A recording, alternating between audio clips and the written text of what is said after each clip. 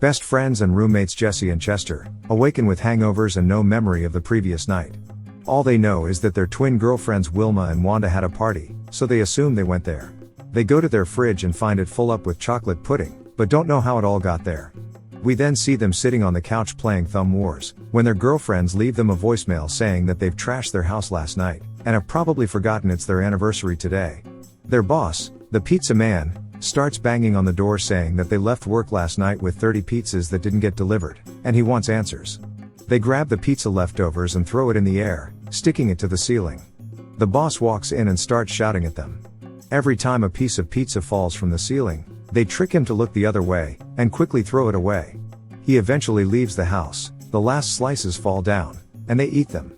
Jesse and Chester then leave the apartment, realizing that their car is not outside. The duo begin retracing their steps in an attempt to discover where they left the car.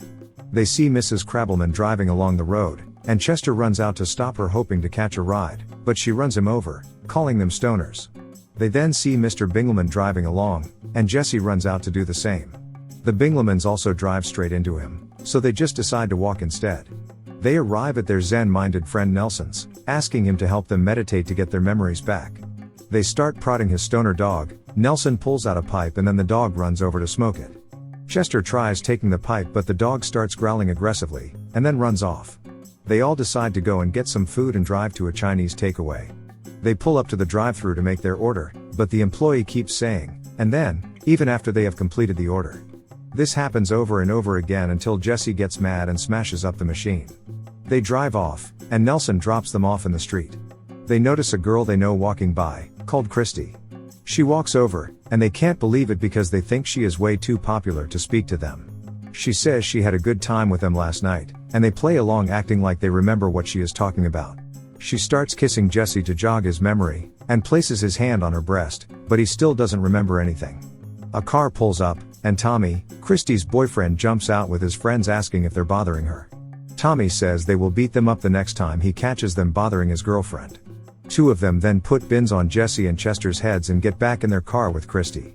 Jesse and Chester keep walking down the street, when Chester checks his pocket and finds an item branded by Kitty Cat Club, which shows that they were there last night, so they make their way to the club.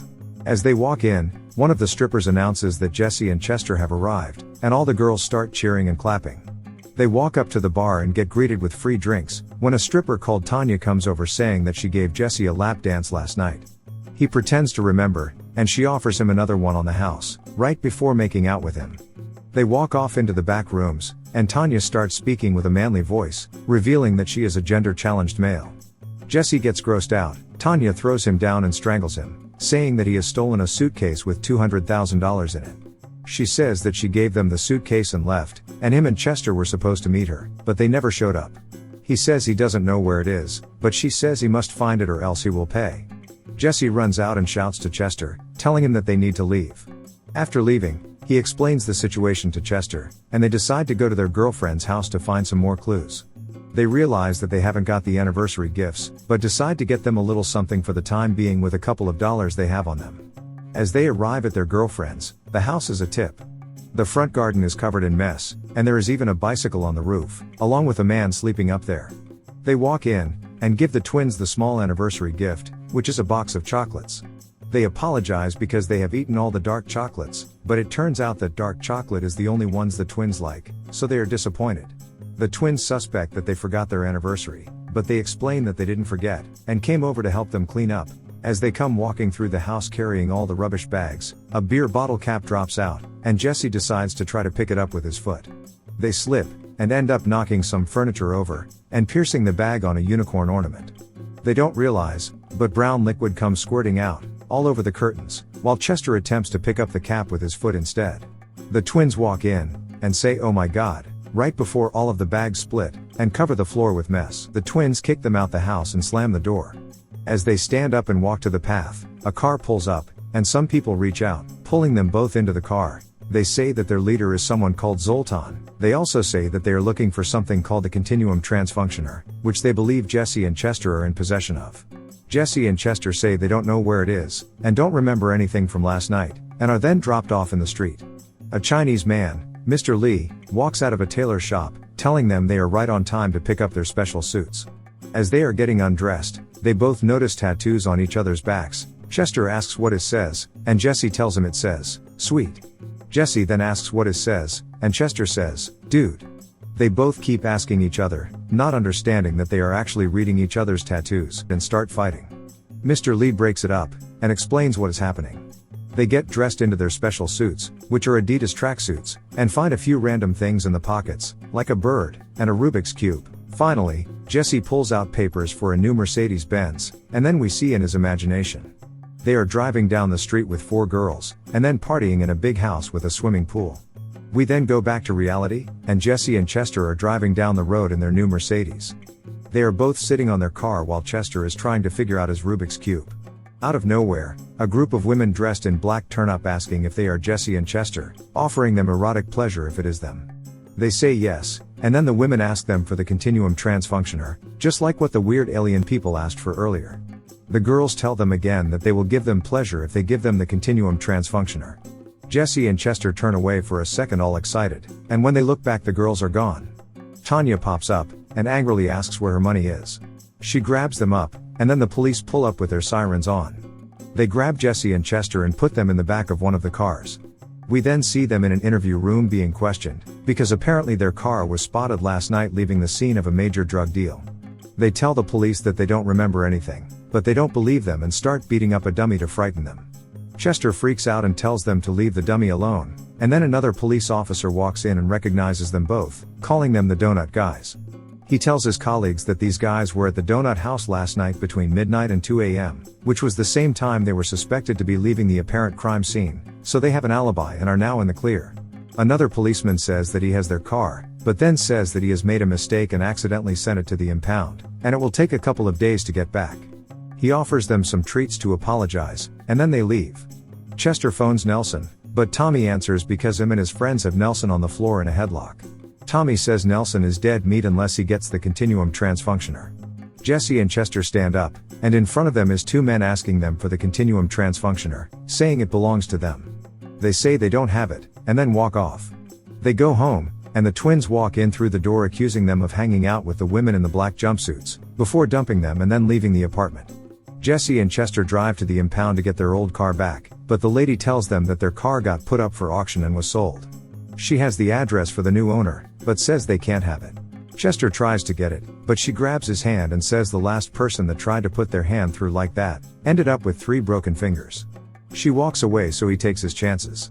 He gets hold of the paper, but also gets his hand stuck. They quickly try to free his arm before she comes, but fail to do so, so she grabs his arm and pulls out a flick knife saying that she is going to confiscate his pinky finger. They leave the impound with the address and drive away. The people that kidnapped them earlier pull up beside them, then Jeff hops in their car and tasers the both of them. They both wake up half naked, when 2 men dressed in bubble wrap suits walk in handing them some clothes. They take them into a barn, and when they're not looking, Jesse grabs a fire extinguisher and hits them both over the head with it, knocking them out. They grab their bubble wrap outfits, and blend in with the rest of them. They end up in a room with a bunch of them, when their leader, Zoltan, comes running down and gives a speech. Jesse and Chester blow their cover when laughing and popping other people's bubble wrap suits, and the 2 naked men they knocked out come running and telling Zoltan what happened. They bring in the twins who they have tied up, and Zoltan says if they don't bring them the continuum trans functioner, their girlfriends are history. Jesse and Chester turn up at the address they got from the car impound. They climb over the gate, and go rolling down a hill. They turn around and an ostrich is behind them. They turn around again, slowly to make an escape, but realize that they are surrounded by a big group of ostriches. One of them pecks Chester in the face and knocks him over. Jesse picks him up and they run off, and jump into a car that they find. An ostrich's head then pops down from the roof and knocks them both out. They wake up locked in a cage next to a man called Mark, who's been locked in there for 3 years. A French man called Pierre walks in. He says that he is going to ask them a question and set them free if they get it right, but if they get it wrong, they will stay locked in the cage. He asks what the average running speed of a full-grown male African ostrich is. Luckily, Chester regularly watches Animal Planet and he gets it right, so Pierre sets them free. He takes them to their car to get their personal belongings from it, but the car is not there. He says it has disappeared. He also says that nothing was in the car apart from a key with a key ring that says Captain Stu's Space-O-Rama. Jesse and Chester take the key, and head to Space-O-Rama, which is an arcade, and they find locker number 206, which matches their key. Before opening it, Tanya pops up saying she hopes her money is in there. They open the locker, and inside is the suitcase full of Tanya's money. They give it to her, and keep looking through the locker finding all sorts of random items, and also a bunch of arcade tickets. They use them to win a space-looking toy, and come up with the idea to pretend that it is the Continuum Transfunctioner. They then phone everyone that wanted it, telling them that they have it. Zoltan and his minions show up with the twins, and they set them free in exchange for the toy. Next, Tommy shows up, so Jesse and Chester point over to Zoltan. Tommy punches Zoltan in the face and takes the toy from him, and also frees Nelson. The women in the black jumpsuits turn up along with the other two men that wanted it, but they know that it is just a toy. Jesse and Chester try to sneak off but are blocked in by Tommy's friends. We then see Chester finally solving his Rubik's Cube. It starts glowing and then transforms into the Continuum Transfunctioner. Zoltan tells them that once all the lights stop flashing, the universe will be destroyed. The two men with glasses say that they are the owners and can deactivate it, and that the women in black want to use it to destroy the universe. However, the women in black say that it is the other way around. Jesse and Chester now have to decide who to trust and give it to. They end up giving it to the men and they deactivate it, saving the universe, but the women in black's eyes start glowing blue and they morph into a super hot giant alien. Everyone at the arcade starts running away, the alien picks up and eats Tommy, and then smacks the men with glasses across the room. They drop the Continuum Transfunctioner, but Jesse catches it and him and Chester run off. Chester uses his straw to press a button on the Continuum Transfunctioner that fires a huge beam at the alien, blowing it up.